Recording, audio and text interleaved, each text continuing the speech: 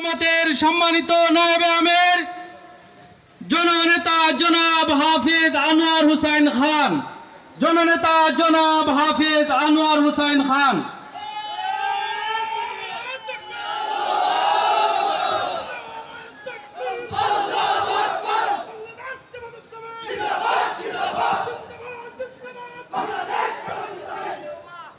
আসসালামু আলাইকুম ওয়া রাহমাতুল্লাহি ওয়া বারাকাতুহু। আলহামদুলিল্লাহি রাব্বিল আলামিন ওয়াসসালাতু ওয়াসসালামু আলা রাসূলিহিল কারীম ওয়া আলা আলিহি ওয়া আসহাবিহি আজমাইন।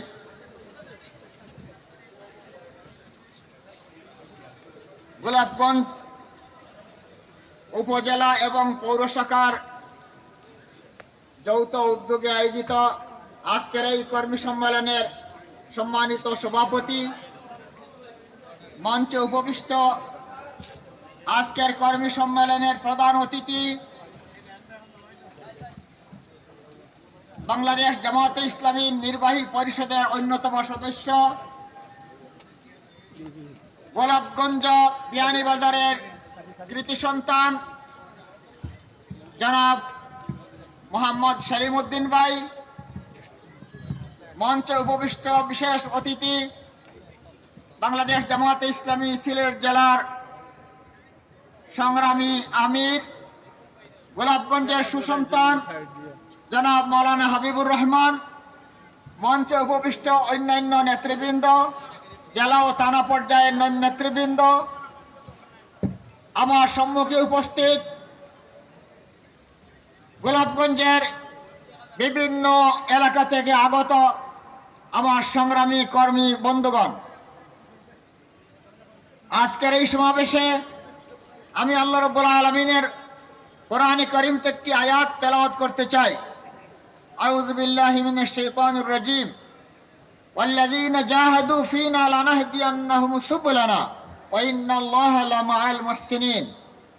আল্লাহ রাব্বুল আলামিন ঘোষণা করছেন, যারা আল্লাহর পথে সংগ্রাম করবে, যারা আমার পথে সংগ্রাম করছে, যারা আমার পথে সংগ্রাম করবে, অবশ্যই আমি তাদেরকে বিজয়ের পথ দেখাবো। বন্ধুগণ, আল্লাহ রাব্বুল আলামিন কোরআনে কারীমের আরো বিভিন্ন জায়গায় বলেছেন, আমরা যদি সাহস নিয়ে, ঈমানদারি নিয়ে ময়দানে মজবুতভাবে টিকে থাকতে পারি, তাহলে আল্লাহ রাব্বুল আলামিন মুমিনদেরকে বিজয় দান করবেন। ভয় করা যাবে না, সাহস করে সম্মুখের দিকে এগিয়ে যেতে হবে। আল্লাহ রাব্বুল আলামিন আরো ঘোষণা করছেন,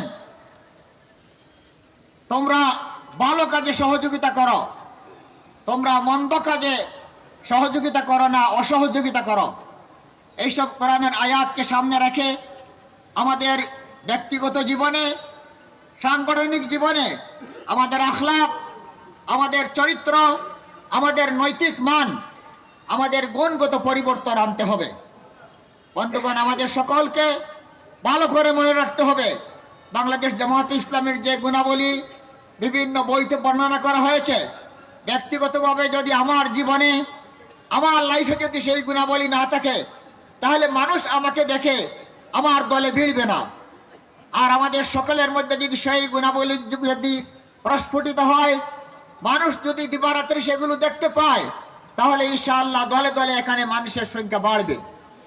এজন্য আমি অনুরোধ করব আমাদের ভাইদেরকে এই গুণাবলী অর্জনের সাথে সাথে দেশের গণমানুষের, শ্রমজীবী মানুষের, নারী পুরুষ সকলকে সহযোগিতা করার জন্য, বঞ্চিত মানুষকে সহযোগিতা করার জন্য এগিয়ে আসতে হবে। আমাদেরকে মানুষের সেবার জন্য তৈরি হতে হবে।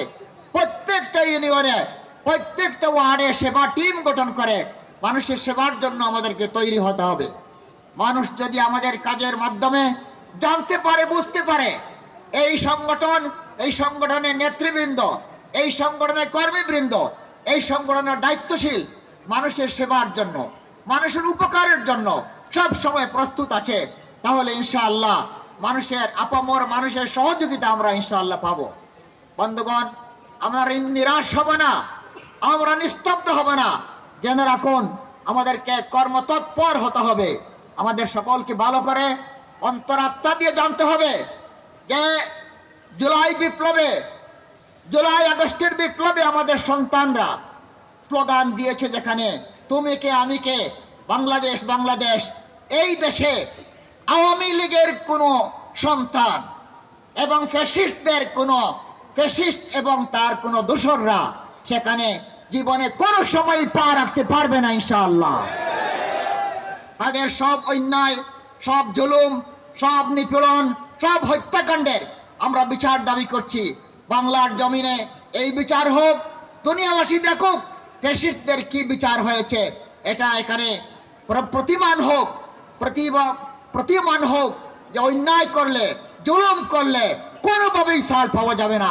বাংলাদেশের আইন এদেরকে ছাড় দেবে না ইনশাআল্লাহ। সকলকে আন্তরিক ধন্যবাদ জানিয়ে আমার কথা শেষ করছি। ওয়া আখিরু দাওয়ানা আলহামদুলিল্লাহি রাব্বিল আলামিন।